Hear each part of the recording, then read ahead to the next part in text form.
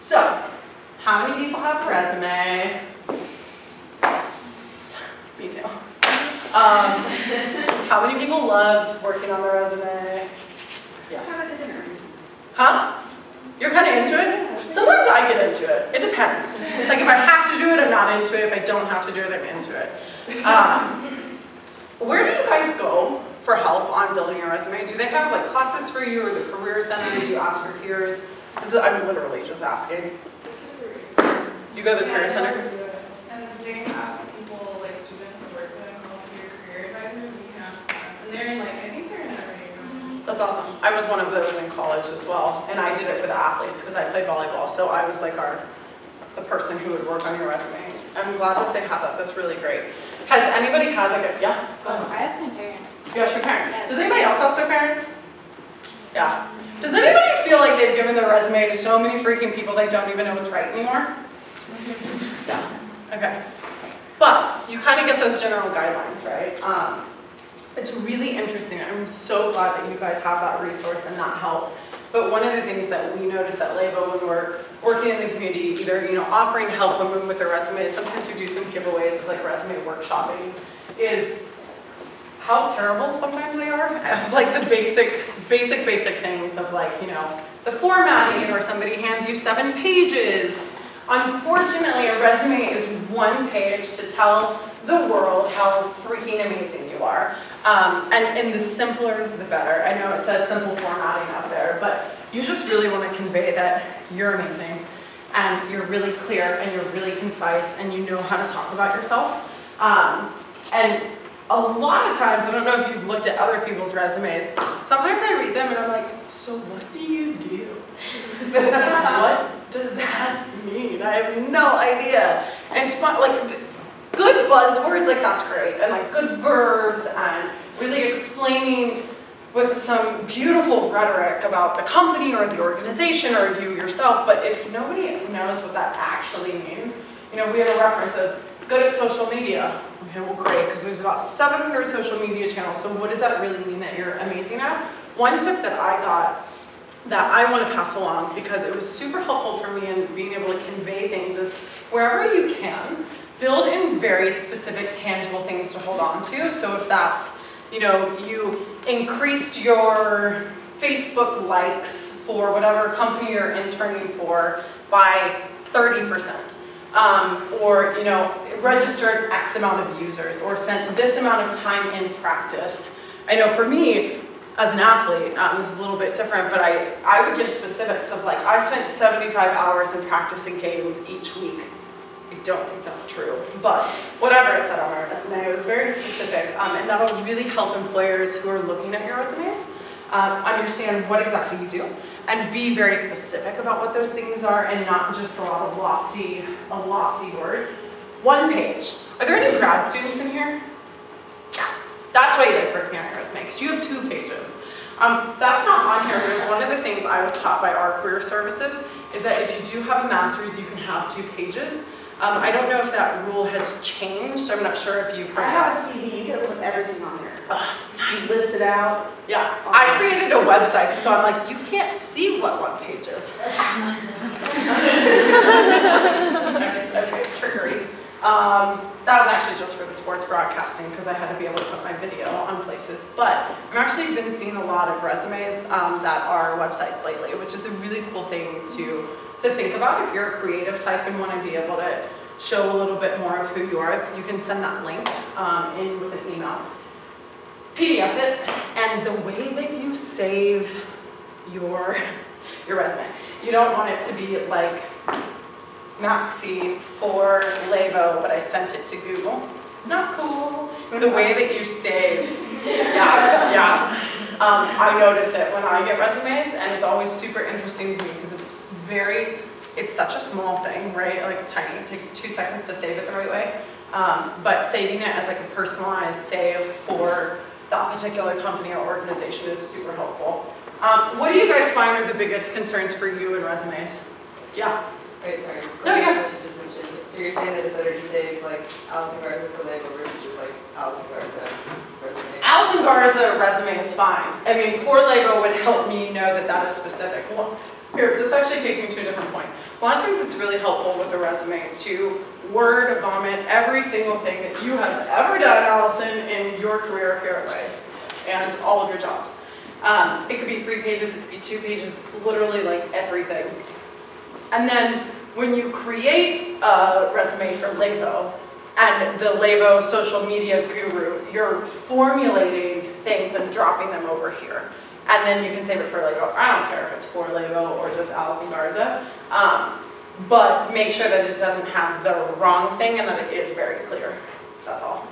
But yeah, that was actually a really good tip that was given to me, is to create just a laundry list of anything and everything you've ever done, and then be able to create a story for yourself of what exactly you're doing for that particular role from your past experiences. So one of the things Levo offers is something called office hours. It's really, really cool. It's probably my favorite thing about some of the things that we provide. And what it is, I think I mentioned like the head of guilt or the head of HR for eBay, you know, these really, these big time career expert type women who have done amazing things with their careers. They come on to video chat. In one of the services that we do it twice a week. We do it on Tuesdays at 11 Pacific, 2 Eastern, and we do it on Thursdays, 11 Pacific, 2 Eastern. And they come on and they talk about themselves for about 10, 15 minutes, and then they open it up to questions. And you as a viewer, you can be in your pajamas, you can be in your bathing suit because it's hot, and you can literally say like, hey Maxie, how did you know, what's the biggest piece of advice that you have for your 20-something self? Something like that. You could ask this person anything. And it pushes through our moderator to them and it comes up on screen and they'll answer it right then and there. So it's really like a scaled approach at mentorship that gives you insane access to women that like, you might have access to 1 or 2 of them through the early part of your career, just through networking or family or mutual connections or cold calls. But this gives you access twice a week, every week. And the reason I bring this up is because tomorrow, our office hours is with a woman named Jamie Petcanics. She's based out of San Francisco. I actually know her well, and she's amazing. She's a hiring manager and head of recruitment for Tory. She was with Tory Burch for, I think, 4 years, and then JP Morgan prior to that. And so she's going to be on our office hours tomorrow at 2 p.m. Eastern, which is 1 here. And she has a company called The Preppery, and what she does is she consults resumes and all other kinds of career advice. It's Preppery, PREPARY.com. Amazing if you ever need an expert, like a true expert, to look at your resume. She is offering all of her services after tomorrow, after the office hours, I think like 10% off or something. So if you're at that place where you just need that final expert look, you can send it to me. But there's people out there, and she's one that I totally vouch for if that's helpful for anyone. Does anybody, like, I don't know if I already asked this, but just in general, resume issues, questions, things that you've learned that you want to share with anyone else? Yeah? Use really nice paper. Yeah, totally. Do you spray it with perfume? No. Don't do that, I'm totally kidding. Yeah, really nice paper makes a big difference. It does. I've gotten comments. Yeah. Bad or good? Good. Yeah. That was nice. Yeah. Yeah. Probably don't want to print it off at the library. Just saying. You'll have streaks. But I did that a million times. Yeah. If applying for a more creative position, is it okay to have a little color? Like I have a bar on the top with my name. So the thing that I was always told with creatives is that it should be an expression of that. I would say yes to the moon and back. Yeah. Because what do you do? What will you be applying for? Education, technology, stuff. Yeah, that's neat. I would say absolutely yes. I think, you know, if you're going into finance, it should look very financial. That's not an artistic word, but you know what I mean. It's just like really like I'm in the box. And then the creative, the illustrator, the designer, it should express that, for sure. Anybody else? Any questions on your resume? Any issues that you've had? Yeah. So that's a helpful tip that I got, like going off of what you were saying with giving specifics, Yeah. numbers pop off the page Yes. more easily than They do. so adding more numbers. They do. And I think with numbers it can be hard because you're like, what numbers am I supposed to give? You never want to lie on a number, but there's ways to create numbers and create stories about numbers, not out of thin air, but just being creative with that. And it's a good exercise to get someone that you trust or that you look up to, whether it's a professor, a mentor, a peer who just like has their crap together, and say like, I want to create some kind of data behind this, something tangible that we can hold on to.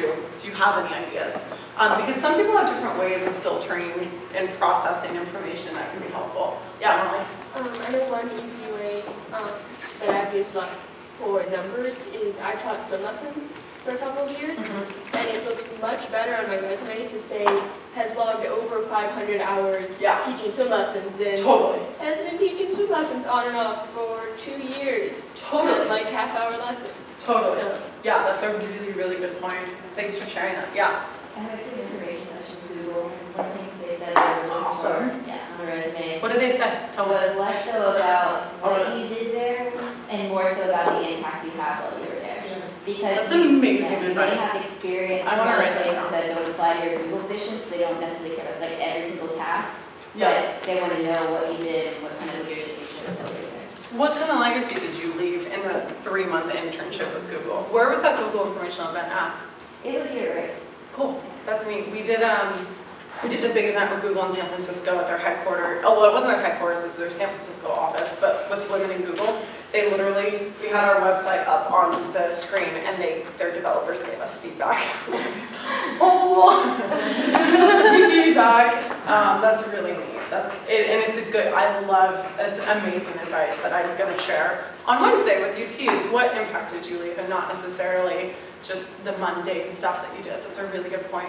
And I think that goes into creating a story about yourself, making it really well-rounded and really impactful for whoever that you're communicating with, even if it's just through a resume, of being able to say like, this is who I am. It's really tough.